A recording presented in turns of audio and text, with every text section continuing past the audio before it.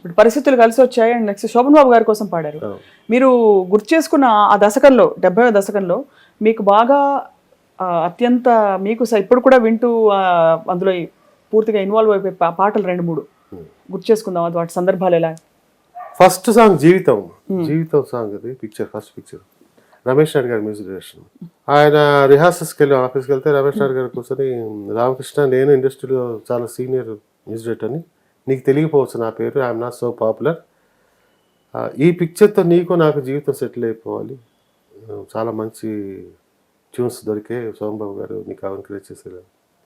I felt very happy. Then స్టార్టింగ్లో ఒక duet song ఉంది, ఇక్కడే కలుసుకున్నాము ఎప్పుడో కలుసుకున్నాము, ఏ జన్మలోనో ఏ జన్మలోనో ఎన్నెన్ని జన్మలలోనో. రమేష్ నాయుడు గారు చాలా మంచివారు ఆయన, కానీ ఆయనకి ఒక ఏంటంటే బీపీ ఎక్కువ, టెన్షన్ ఎక్కువ.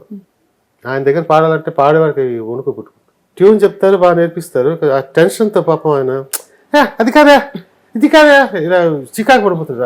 ఇప్పుడు నా మీద చికాకు రిహార్స్ పడకుండా నేను భయపడేవాడిని, ఏంటి ఇలా కసురుకుంటున్నాడు ఏంటి, ఇప్పుడు ఈయన దగ్గర ఎలా పాడాలి.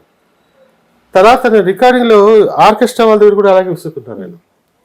So then I thought okay ఇంకా బీపీ ఎక్కువ ఉన్నట్టుంది దెన్ అని చెప్పి ట్యూన్ పాడిసిపోతుంది, దాని పాడిపోతుంది. బట్ అట్లా ఐ యూస్ టు అడ్జస్ట్.